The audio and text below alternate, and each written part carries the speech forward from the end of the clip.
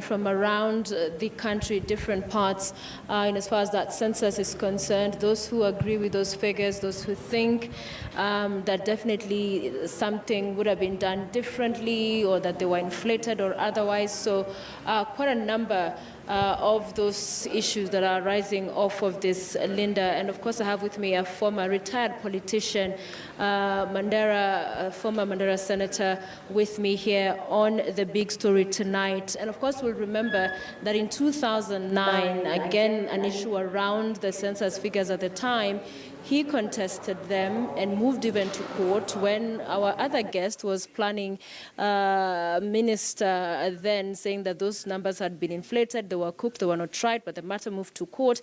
And now Mandera is one of those we've seen the numbers diminish in this particular census. So thank you for making time for us, sir.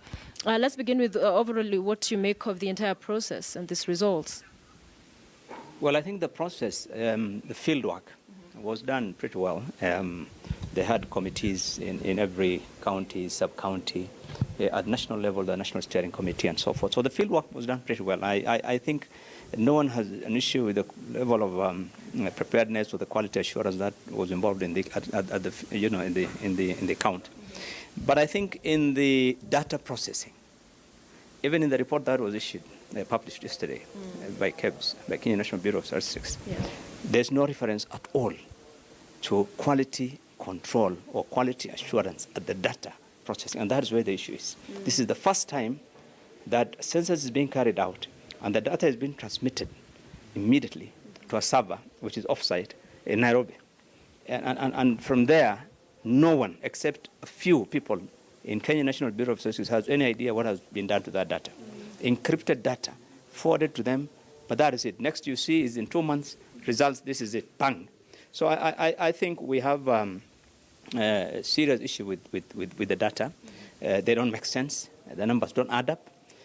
Because census, in 2009, they raised issues with the figures from Northeastern and said those figures had been manipulated. They argued that at the time, the figures don't make sense in the sense that the birth rate figures or the growth figures in those counties do not tally with the national growth figures and so forth and so forth. And we argued that, look, this is the first time the census was being done over 5, 6, 7 days period in Northeastern Province.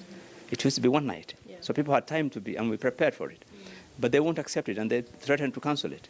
It was all politics. They did, and we went to court, and it was quashed. They went all the way to appeals court. It wasn't until 2016 that the court's family said there's nothing wrong with that data. And so the argument does not hold water that. So what we are seeing today is a similar thing. And you can see from the numbers, Northeastern, 3 counties, their census in 2009 was 2.39 million. Yesterday, the figures released are 2.47 million, an increase of 80,000 in a region which has the highest fertility or birth rates recorded, and in this report itself, of up to 6.9. The average, the mean number of children per woman between the age of 15 and 49 in that region is 7.3. You can't compare that with the national average, which is 3.4, which is the same figure for central and other regions. So you then don't understand, then how did the figures come down? And so when you look at that 80, they even played around with the figures in the sub-counties and the counties, the 3 counties. So add some here and remove some from there, but the net effect is an 80,000 increase, which does not make sense. And it defeats the argument they had last time. Because when you look at those figures, then they don't add up. It's not only, by the way, even when you look at the regions, look at the census results in 2009 for Western Kenya and Central Kenya. Western Kenya was 4.3 million. Central was 4.4 million, more or less the same. Western has much higher birth rate or growth rate compared to Central in the figure that is published by the government. But today you find Western has grown by only 17% from that 4.3 to 5 million, but the same Central, which has a diminishing population in terms of the growth by the statistics of the government itself, has an increase of 25%, goes to 5.5 million. So you get the sense, and this happens in a number of counties that they have. So the figures don't add up. Clearly, in my view, these are data that have been doctored and that have not been really, are not based on the facts, because census is about enumeration. Yeah. You must publish what was enumerated, and this is what happened in 2009. Then if you have an issue, you announce and you say, we have an issue with this, because the UN guidelines are very clear. That's why the government had to publish those census figures. But I think we also know this year, thanks to the digital technology that they used, everybody knows how much information, how much data for each area has been forwarded to Nairobi, because the people working there are all people from that area.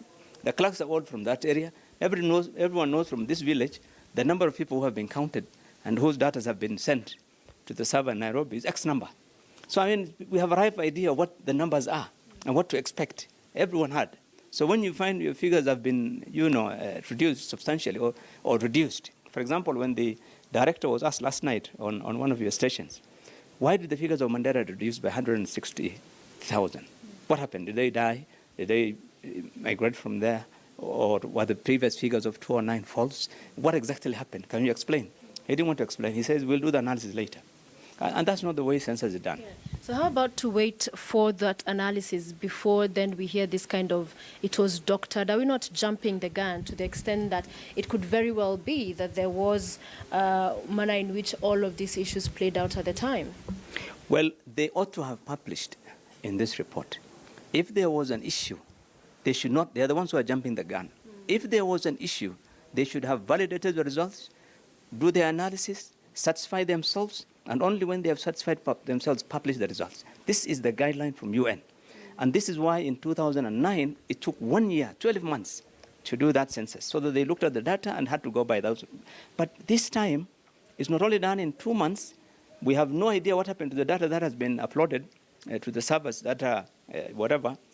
But we had an instruction from the president yesterday. He's directed that every ministry must immediately start using the new figures. That's why we are concerned. So it means every ministry now has the mandate from tomorrow to start using the new figures. They're not going to wait for an analysis that may or may not even come. And from what we have seen, it may not even come. So we're hearing from Tharaka Nithi saying if in fact there's no repeat of that exercise, they're looking to move to court. Is that something you'd consider? You're not an elected member anymore, but you're still a Kenyan. You are a voter. Would you consider to take this matter to court yet again? Well, I think so. I think that is likely to be what will happen in the case of Mandera. I can speak for, because I come from Mandera, and I'm sure, this based on the sentiments that I have heard from the region, I don't think that there's any other alternative except go to court and quash this exercise. And again, there's a bit of a background to this. Well, when you've had all these arguments made by the president and his people from Central, the last 10 years, that the figures in Mandera are overstated, the figures from Northeastern are overstated, that people had counted trees, people had counted animals. They kept repeating this, even after the courts made a decision. What if the courts were wrong?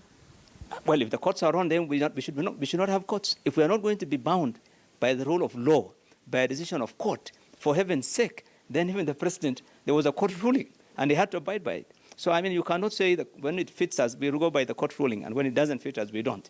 The court gave a ruling twice, and all the counties were enjoined, and it was a big case because the government would not let go from 2009 until 2016. And so you cannot say then the courts are wrong. If there was a court decision, I think we must respect the court decision, even if we don't like it. But they have to say so. The government has not come out up to today to say that we don't agree with the courts, and that those figures, therefore, were not right, and therefore we are adjusting. When we was asked last night and pressed, the director said, no, I'm not going to get into that. What I did was I counted people, and this is what I found. Yeah. So fine, if you counted people, let us have an audit. Let us have an audit. This is an IT. The IT, you can make errors. You can, play around with IT figures the way you want. Nobody's party to that data, because once the data was uploaded, it was up to a few guys in the office here to manipulate it the way they want. Let us have an audit. You remember what happened to IEBC? Yeah, so the story of the servers, those servers, I mean, the courts found that thing is not what was counted. I mean, so let us have an audit. If there's no independent audit of this census, based on servers that have been kept by, a few people in the ministry, then I think, unfortunately, this particular census was hijacked by Office of the President. How so? That's a serious allegation to make. Because the data was being forwarded Where was the database? Where's the server? Where was the server? So I think in my view, really, the whole thing about census is about transparency. There's nothing to hide. So it must be in the same way that the field work was transparent, and it was, observers and everyone and committees and, the public had this was very clear. I think in the data processing, and that is where the server's problem is in this country, we have a history. Let's look at the data. Yeah. And let's remind Kenyans, this is quite a serious, heavy issue as far as census because of the import in terms of resource allocation, the limitation of boundaries, which is supposed to begin. So that is why it's such an emotive issue, isn't it? Well, the theme for this year's census, if you recall, was counting for sustainable development and devolution of services. And the government is very clear that this data is required for the purpose of development, agenda of the government, and for devolution. So resource allocation is one of them. And I think it's very important also even in public service appointments. Look at the report that is being published by Public Service Commission every year, or the National Cohesion. It clearly shows that based on the ethnic distribution in public service, there's a serious, skewed allocation of jobs, so that some communities don't even get as close as half of what their percentage ought to be. So I think the figures are very important, and this is why the government must appreciate that Kenyans have to be concerned. And this is not something that you can get a few people just do it in their room and then say this is it. Yeah. And they have been agitating, especially when they have been saying that you people, your figures we don't expect you got to have numbers. So I think it's important that the people in Kenya know that everyone here is a Kenyan and everyone is right. No one is a second-class citizen. We deserve the same rights that everyone else must get. So I don't think that we will play second fiddle to anyone. I think what we are saying is let us have these census figures audited independently. If that is not the case, I think then the only option for people who are aggrieved, I think, is to go to court. Yeah. Finally, there are those who read an ulterior motive saying this is all about politics, that, perhaps being brought ahead of BBI because of what that is also just going to elicit in as far as the conversation and narrative across the country. Do you agree with that? Well, you can't rule out. This story of BBI has been all about politics. Forget about the story of inclusion and all about peace. And I think it's all about politics. So this would play a central theme in terms of cooling down temperatures, particularly those parts of the country where people have really come out very strongly against BBI. We want our numbers. We want one man, one vote. We are not having a fair number of seats from Central. This is the president's backyard. And look at the way seats have been distributed in 2009. Immediately after the census, I give you the example of Central and Western. This had 4.3 and this had 4.4. Central Province got 34 seats for having 4.4. Western got 33 for having 4.3, based on the optimum on the average number of seats per constituency. So it's a one man, one vote across the country. That was what happened. Northeastern got 18 based on that, and the 2.3.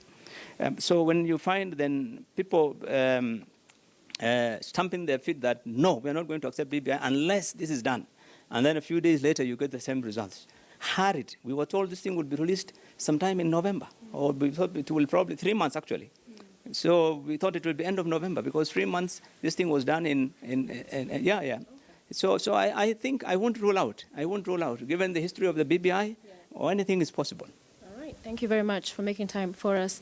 Former Senator leader in Mandera County with us this evening. Definitely this census conversation, we're not hearing the last of it, the fallout from the same, probably several court battles, but more so, will there be more data, will there be more clarity from KNBS, and what does all this portend mean going forward? And Linda, as I bring it back to you, quite a number of people I've spoken to and places I've been after this saying, na wenye hawakuhesabiwa, how significant perhaps is that number? I'm one of those who was not counted despite staying indoors for all those days. But hey, Linda. Sophia, can you hear me? Yes, I can. Wewe ulihesabiwa? Sikuhesabiwa, Linda. walihesabiwa na wakasema kuna watoto wao watatu, but very many, it's quite interesting. Even here in the office we had that conversation earlier, and I very many remember. people were saying we actually were not counted, so that's also quite interesting. But yeah, I know, and it was not just you. There was a good number of people who said, we were not counted the census, so we don't know what exactly went on. But Sophia, thank you. Speaking to Billow Kerrow, he's trying to explain why they are uncomfortable with the numbers, the census results that was released yesterday, given to President Uhuru Kenyatta. It doesn't make sense. He says, on average, each household, as per that report, most households in northeastern Kenya have about 6 to 7 individuals. So these numbers clearly do not make sense. And he's reading a lot into the BBI. So basically, whether we like it or not, this report will be politicized. As already we are seeing leaders linking it to BBI. There's some linking it to 2022. So which way? Let me break down what Billow Kerrow had to say, and I'm doing that with Franklin Odhiambo, who's a public policy expert. Sir, thank you for joining us. He's speaking to us on phone. So first of all, let me get a quick reaction from you on what Billow Kerrow had to say with respect to the census. Thank you. Thanks, Linda. Thanks for having me. I hope I'm coming through clearly. I just want to echo a few of the sentiments that he made, especially on your question on BBI. Fundamentally, the census, by virtue of being a tool for resource allocation,